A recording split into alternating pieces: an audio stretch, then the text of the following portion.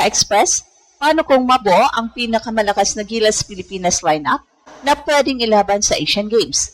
Isang starting five na may NBA talent, naturalized superstar, elite rim protection at world-class experience.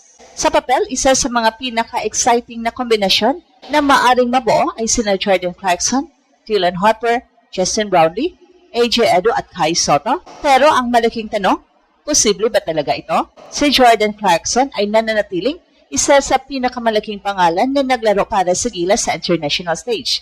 Napatunayan na rin niya ang kanyang halaga sa FIBA competition bilang pangunahing scorer at offensive creator ng bansa. Samantala, si Justin Brownlee naman ang leader ng makasaysayang gold medal run ng Gilas sa Asian Games 2023. Ang kanyang leadership, clutch performances at winning mentality ang naging pundasyon ng isa sa pinakamalaking tagumpay ng Philippine basketball nitong nakaraang dekada. Sa harapan, ang tandem ni Kai Sotto at AJ Edo ay nagbibigay ng kombinasyon ng taas, haba at depensa na bahirang makita sa Asia. Pareho silang may international experience at kayang protektahan ang paint laban sa mga malalaking kupunan ng China, Iran at Japan. At pagkatapos ay may Dylan Harper, isang pangalan na patuloy na pinag-uusapan ng mga Pinoy dahil sa kanyang Filipino roots at napakalaking potensyal bilang future NBA star. Bagamat marami pang eligibility questions na kailangang malinaw na isa siya sa mga pangarap ng maraming fans para sa hinaharap ng Gilas. Well, kung mabubuo ang 5 players na ito, hindi lang ito magiging star-studded lineup, ito ay magiging isa sa pinakamalakas na Gilas teams na nakita natin sa modern era. Kapag pinag-uusapan ang ideal na Gilas lineup para sa Asian Games, mahalagang tingnan hindi lamang ang talento, kundi pati ang papel ng bawat player sa sistema. Sa point guard position, maraming fans ang nangangarap na makita si Dylan Harper na magsuot ng Gilas jersey. Kilala si Harper bilang isang elite playmaking na may NBA caliber size para sa isang guard. Ang kanyang kakayahang umatake sa rim, gumawa ng plays para sa kanyang mga teammates at kontrolin ang tempo ng laro ay bagay na bagay sa modernong international basketball. Pero kahit ipagpalagay nating available siya, hindi siya agad ang magiging pangunahing scorer at diyan papasok si Jordan Clarkson. Sa lahat ng manilarong naglaro para sa Gilas sa nakalipas na dekada, si JC ang may pinakamataas na offensive ceiling. Kaya niyang gumawa ng points laban sa kahit anong depensa. Nakita natin ito sa World Cup, Asian qualifiers at iba pang international tournaments kung saan madalas siyang maging sentro ng atensyon ng kalabang depensa. Kung si Harper ang magiging floor general, si Clarkson naman ang magiging pangunahing offensive weapon. Pagdating sa small forward position, walang mas magandang pagpipilian kaysa kay Justin Brownlee. Hindi lamang dahil siya ang naturalized player na naghatid ng Asian Games gold medal sa Pilipinas, ang mas mahalaga ay ang kanyang versatility.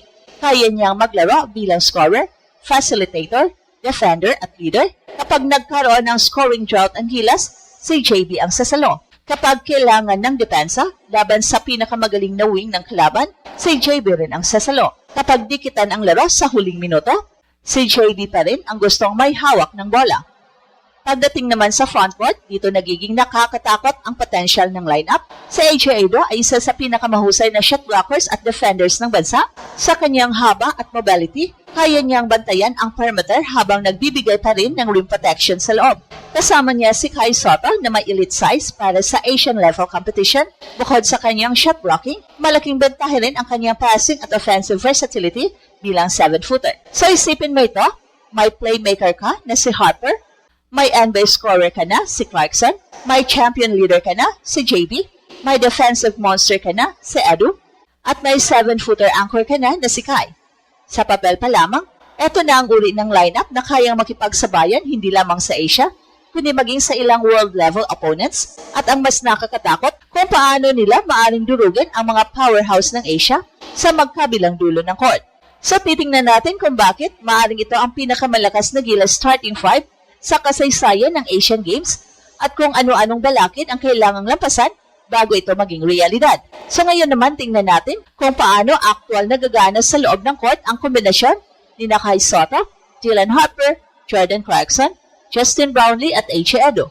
Sa modernong FIBA basketball, hindi sapat ang magkaroon lamang ng maraming bituin. Ang mahalaga ay kung paano nagtutugma ang kanilang mga lakas at kung paano nila nagtatakpan ang kahinaan ng isa't isa. At dito nagiging napaka-interesting ang 5 players na ito. Simulan natin kay Dylan Harper. Kung sakaling maging eligible at available para sa gilas sa hinaharap, hindi niya kailangan maging pangunahing scorer agad.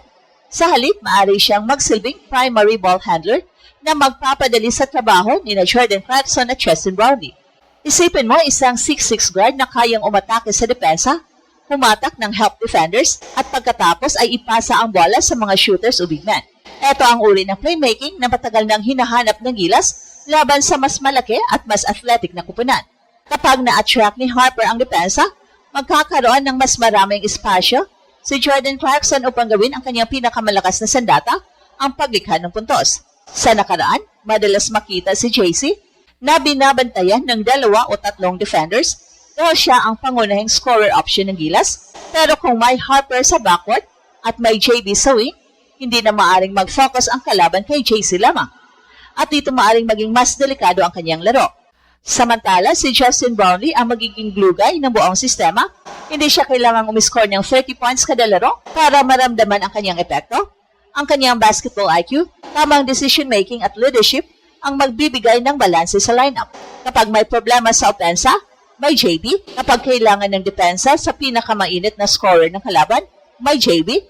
Kapag kailangan ng kalmadong leader sa crunch time, may JB.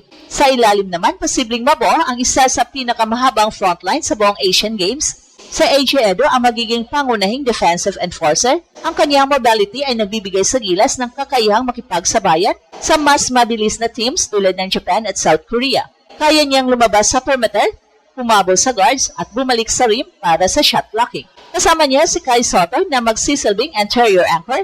Kapag magkasabay sina Kai at AJ sa loob, napakahirap umatake sa paint. Ang simpleng presensya pa lamang nila ay maaring magbago ng shot selection ng kalaban. Maraming team sa Asia na umaasa sa penetration at inside scoring, pero laban sa dalawang higanteng ito, mapipilitan silang kumuha ng mas mahirap na tira. Pero kahit gaano kaganda ang lineup na ito sa papel, may isang malaking hadlang, eligibility. Si Jordan Clarkson ay may espesyal na FIBA exemption bilang naturalized player. Si Justin Brownlee naman ay naturalized player din ng gilas.